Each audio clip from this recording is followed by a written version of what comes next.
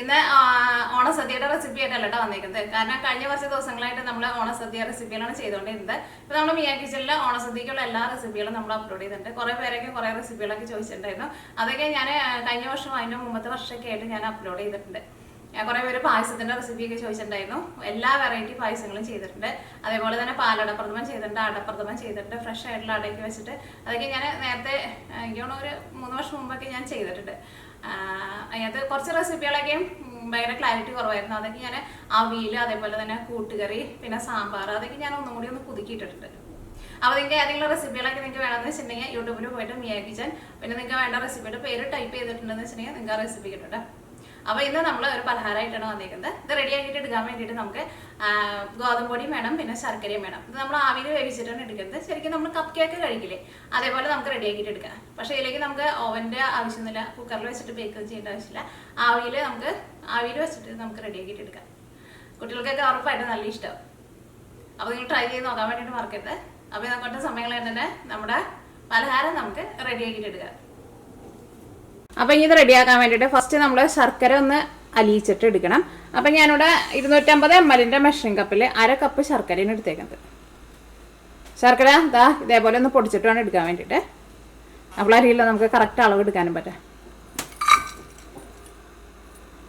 ഈ ശർക്കര അലിയിച്ചിട്ട് എടുക്കാൻ വേണ്ടിയിട്ട് ഇതിലേക്ക് 1/4 കപ്പ് വെള്ളവും ചേർക്കാം. 250 ml മെഷറിംഗ് കപ്പിലാണ് എടുക്കുന്നത്. ഇനി നമുക്ക് തീ ഓണാക്കാം.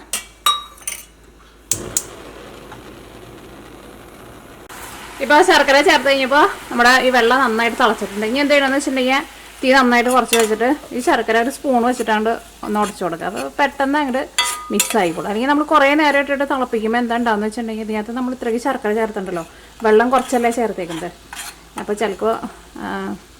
അപ്പോൾ ചിലപ്പോൾ ശർക്കര ഈ നൂൽപ്പരുവെന്നൊക്കെ പറയില്ലേ, അതേപോലെ ഇങ്ങനെ ഒട്ടണ പരുവത്തിലേക്ക് വരും. ഇതാ നമ്മുടെ ശർക്കര വെള്ളത്തിൽ നന്നായിട്ട് മിക്സ് ആയിട്ടുണ്ട്. ഇനി നമുക്ക് തീ ഓഫ് ചെയ്യാം.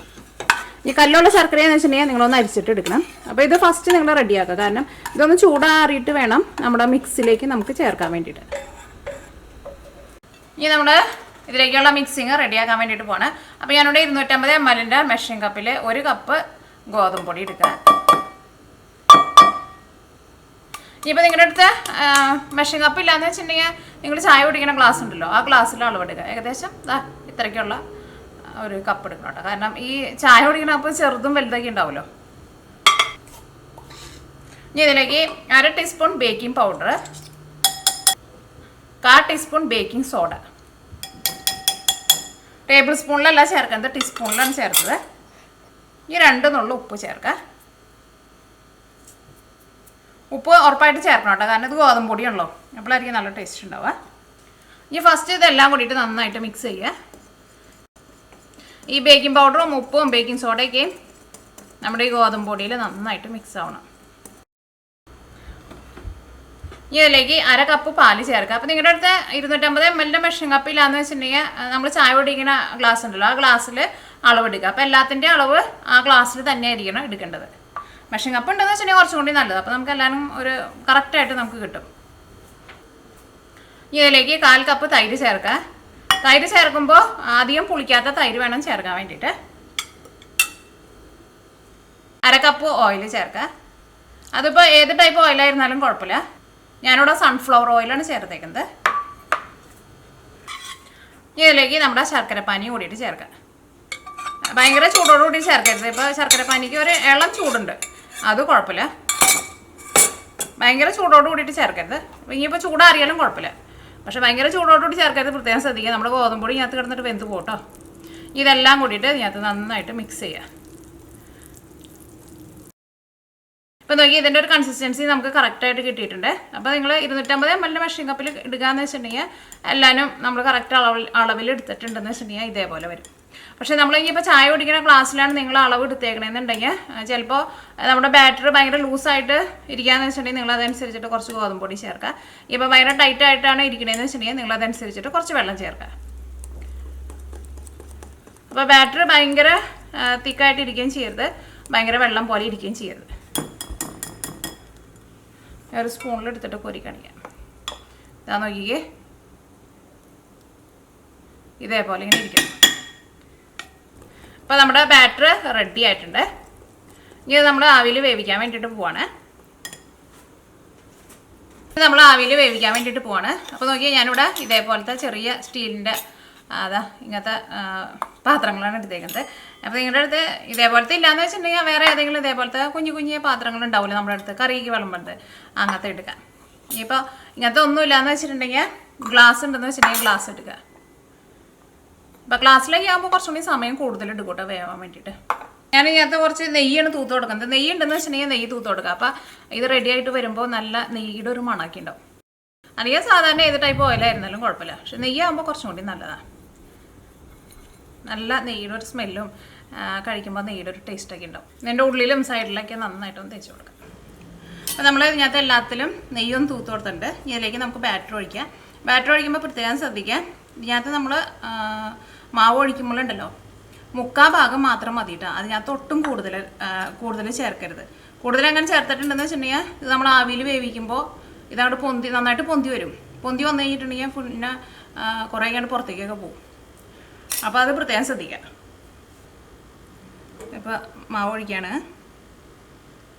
ഇത്രയ്ക്ക് മതി. ഒരു എന്താ പറയുക, ഒരു 3/4 ഭാഗത്തിൻ്റെ അടുത്ത് മതി. കാരണം ഒരു പ്രാവശ്യം ഞാൻ ട്രൈ ചെയ്ത് കഴിയുമ്പോൾ 3/4 ഭാഗത്തിനേക്കാളും കുറച്ച് കൂടുതൽ ഒഴിച്ചിട്ടുണ്ടായിരുന്നു. അപ്പോൾ അത് കാണാൻ വേണ്ടിയിട്ട് അത്രയും ഭംഗി ഉണ്ടായിരുന്നില്ല, പുറത്തേക്കാണ്ട് പോയിണ്ടായിരുന്നില്ല. പക്ഷേ ഭയങ്കരമായിട്ട് ഈ പാത്രത്തിൻ്റെ മുകളിൽ നിന്നാണ്ട് പുറത്തേക്ക് അങ്ങോട്ട് വന്നു.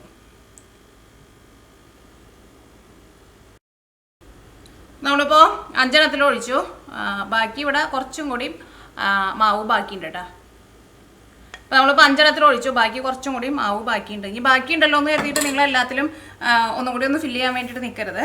പിന്നെ എൻ്റെ സ്റ്റീമറിൽ ഇതേപോലത്തെ ഒരു 5 എണ്ണം വെക്കാൻ വേണ്ടിയിട്ട് പറ്റുള്ളൂ. അപ്പോൾ ഇനി ബാക്കി നമുക്ക് ഇനി ഒരു ഇതേപോലത്തെ ഒരു 2 എണ്ണം കൂടി, 2 എണ്ണത്തിനുള്ളത് ഉണ്ടാവും തോന്നുന്നില്ല, ഒരു 1.5 എണ്ണം ഉണ്ടാക്കാനുള്ളത് ഉണ്ടാവുള്ളൂ.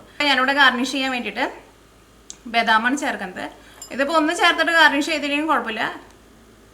നമുക്ക് ഇഷ്ടമാണെന്ന് വെച്ചിട്ടുണ്ടെങ്കിൽ എന്തെങ്കിലും നട്ട്സ് ഇട്ടിട്ട് ഗാർണിഷ് ചെയ്യാം. ബദാം തന്നെ വേണമെന്നൊരു നിർബന്ധമില്ല കേട്ടോ. കപ്പലണ്ടി വേണമെങ്കിൽ കപ്പലണ്ടി ഇടാം, ഉണക്കമുന്തിരി വേണമെന്ന് വെച്ചിട്ടുണ്ടെങ്കിൽ ഉണക്കമുന്തിരി ഇടാം. നമുക്ക് വേണമെന്ന് വെച്ചിട്ടുണ്ടെങ്കിൽ നമ്മൾ ഈ മാവ് മിക്സ് ചെയ്യില്ലേ, ആ മിക്സ് ചെയ്യുന്ന സമയത്ത് നമുക്ക് നട്ട്സ് വേണമെന്ന് വെച്ചിട്ടുണ്ടെങ്കിൽ നട്ട്സും ചേർത്തിട്ട് മിക്സ് ചെയ്യാം. ഉണക്കമുന്തിരിയോ ഒക്കെ വേണമെന്ന് വെച്ചിട്ടുണ്ടെങ്കിൽ മിക്സ് ചെയ്യാം. ഇത് നമ്മൾ ആവിയിൽ വെക്കാൻ വേണ്ടിയിട്ട് പോകണം. അപ്പോൾ അതിന് മുമ്പ് ഇതേപോലെ ഒന്ന് ടാപ്പ് ചെയ്ത് കൊടുക്കണം. അപ്പോൾ അത് എയറൊക്കെ ഉണ്ടെന്ന് വെച്ചിട്ടുണ്ടെങ്കിൽ ഒന്ന് പോകാൻ വേണ്ടിയിട്ട്. അപ്പോൾ ഇതിലും കൂടുതൽ ഒട്ടും നിറയ്ക്കരുത്, പ്രത്യേകം ശ്രദ്ധിക്കുക. ആവിയിൽ വേവിക്കാൻ വേണ്ടിയിട്ട് ഞാനിവിടെ ഒരു സ്റ്റീമർ എടുത്തിട്ടുണ്ട്. അപ്പോൾ അത്യാവശ്യം വെള്ളം എടുക്കണം കേട്ടോ, കാരണം ഇത് വേവാൻ വേണ്ടിയിട്ട് നമുക്ക് ഇച്ചിരി സമയം വേണ്ടി വരും. ഏതാണ്ട് നമ്മൾ ഇഡ്ഡലിക്ക് വേവിക്കണം. ഈ തട്ടിലേക്ക് നമുക്ക് ഓരോന്നായിട്ട് വെക്കാം. വെക്കുമ്പോൾ കുറച്ച് ഒന്ന് അകത്തി വെച്ചോട്ടോ, അല്ലെങ്കിൽ അത് മുകളിലേക്കാണ് പൊന്തി വരുമ്പോൾ ചിലപ്പോൾ അത് അങ്ങോട്ടും ഇങ്ങോട്ടൊക്കെ ഒന്ന് തട്ടും.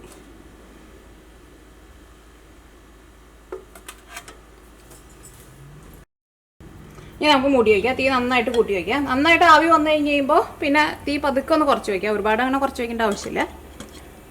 ഇനി ഇത് നമുക്കൊന്ന് തുറന്ന് നോക്കാം. ഇപ്പോൾ ഞാനിതോടെ വെച്ചിട്ട് ഒരു അരമണിക്കൂർ കഴിഞ്ഞിട്ടുണ്ട് കേട്ടോ. അപ്പോൾ ഇത് നന്നായിട്ടൊന്ന് പൊന്തി വന്നു കഴിഞ്ഞ് പിന്നെ ഞാൻ ഒരു മീഡിയം ഫ്ലെയിമിലാണ് വെച്ചിട്ടുണ്ടായിരുന്നത്. ഞാൻ നോക്കിക്കേ, നല്ല സോഫ്റ്റായിട്ട് നന്നായിട്ട് പൊന്തി വന്നിട്ടുണ്ട്. ഇനി നമുക്ക് തീ ഓഫ് ചെയ്യാം. എന്നിട്ടുണ്ടോയെന്ന് അറിയണമെന്ന് വെച്ചിട്ടുണ്ടെങ്കിൽ വേണമെന്ന് വെച്ചിട്ടുണ്ടെങ്കിൽ ഒരു ടൂത്ത് പിക്കാ അല്ലെങ്കിൽ ഒരു ഈർക്കിളിയാ എന്തെങ്കിലും വെച്ചിട്ട് അതിൻ്റെ സെൻറ്ററിലൊന്ന് കുത്തി നോക്കാം. സാധാരണ നമ്മൾ കേക്കൊക്കെ ചെയ്യണ പോലെ. അപ്പോൾ അത് ക്ലീനായിട്ട് വരണുണ്ടെന്ന് വെച്ചിട്ടുണ്ടെങ്കിൽ വെന്തിട്ടുണ്ടാവും. അല്ലെങ്കിൽ വെന്തിട്ടില്ലാന്ന് വെച്ചിട്ടുണ്ടെങ്കിൽ കുറച്ചുകൂടി സമയം കൂടുതൽ വയ്ക്കാം.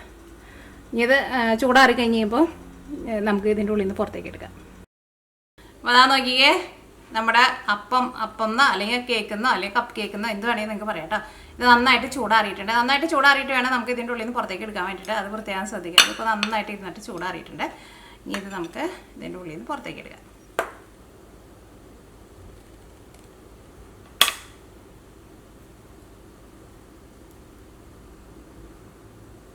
ഇതാ നോക്കിക്കേ,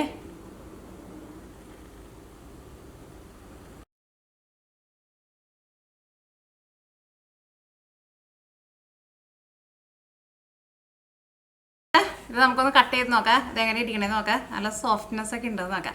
പിന്നെ ഉണ്ടല്ലോ ഇതിനകത്ത് നോക്കിക്കേ, 2 എണ്ണത്തിൻ്റെ മുകളിൽ ഞാൻ ബദാം ഇട്ടുണ്ടായിരുന്നില്ലേ, അത് കുറച്ച് കൂടുതലിട്ടുണ്ടായിരുന്നു. അപ്പോൾ അതുകൊണ്ട് തന്നെ അതാ ഇവിടെ ഒന്നും കൂടി ഒന്ന് ശരിക്കും ഒന്ന് പൊന്തി വരാനുണ്ടായിരുന്നു.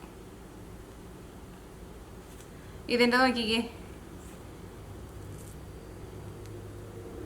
ഇതിൻ്റെ ശരിക്കും അങ്ങോട്ട് പൊന്താൻ വേണ്ടിയിട്ട് പറ്റി. ഇതിന് അത്രയ്ക്ക് നട്ട്സ് അതിൻ്റെ മുകളിലുണ്ടായിരുന്നില്ല.